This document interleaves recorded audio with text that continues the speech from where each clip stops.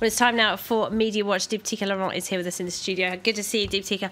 We're going to start with something I just mentioned, the second debate between the French presidential candidates. Now, people outside France may have heard of François Fillon and Emmanuel Macron. They probably haven't heard of Jacques Cheminade, Jean Lassalle and Philippe Poutou, but they're just some of the candidates who will be standing up to debate tonight. That's right. They'll get their chance to take to the pulpit, I guess.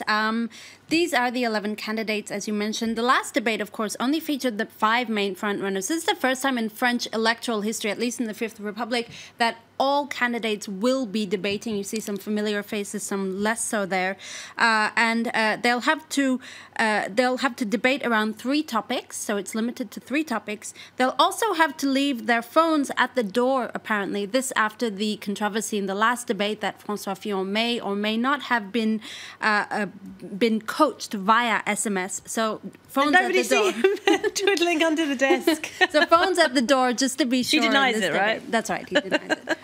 Now, there's obviously a lot of interest going around Emmanuel Macron. We've talked about him time and time again as well. And what's interesting is that Politico is reporting that his centrist campaign is, this sort of pick and choose from the left and right has really piqued the interest of British centrist parties.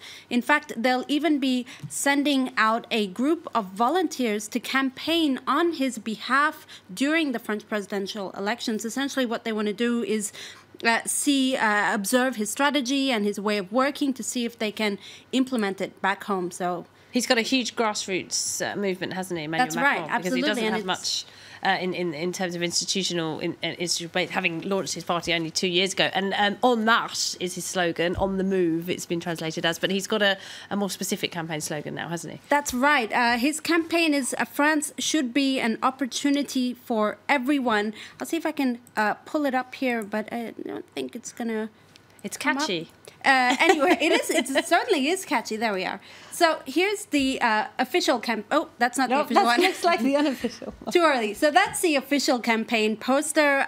France should be an opportunity for everyone. That's his slogan. But not everyone is buying it. This user seems to think it's an opportunity for a version 2.0 of François Hollande. It's François Hollande. I see now, yeah. Well, I guess superimposed there. This user says, well, charisma is fleeting. With less hair on his head and missing a few teeth, Macron's charisma seems less apparent. Dear. A warning, perhaps. Oh, that's not mixed with anyone. That's just a... That's right. That's just Macron missing some hair.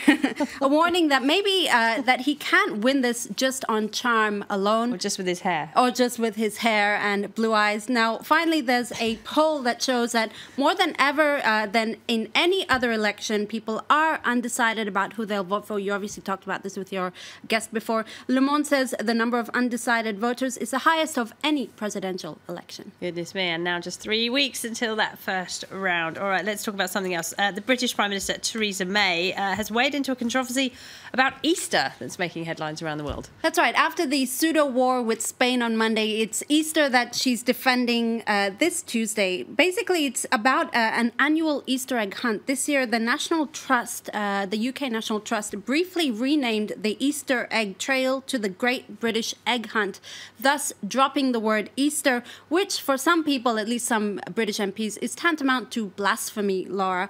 Nigel Farage... Theresa May, daughter of a vicar.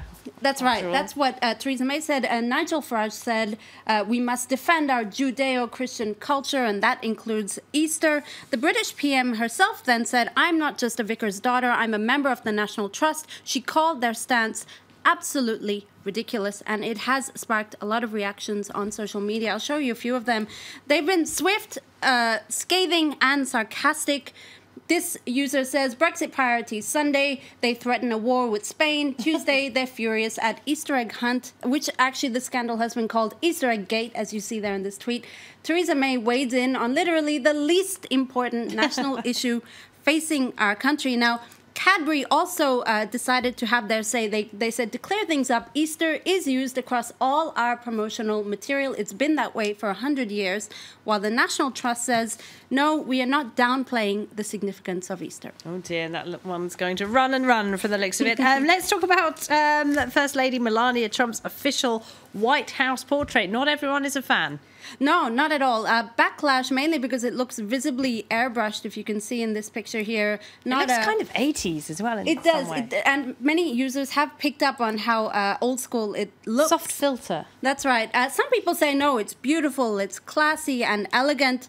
Others have been more critical, drawing comparisons to Michelle Obama. There was even one Twitter user who said it looked like a glamour shot you'd get done at a pop-up store in a shopping mall. Ouch. But people have made a lot of comparisons to Michelle Obama, who, when she did her portrait, was criticized for wearing a sleeveless dress and for smiling too much. So, like her or loathe her, the First Lady never wins in these kind of First debates. Lady can never win. All right, Deeptika, thank you very much indeed, Deeptika Laurent, there with Media Watch.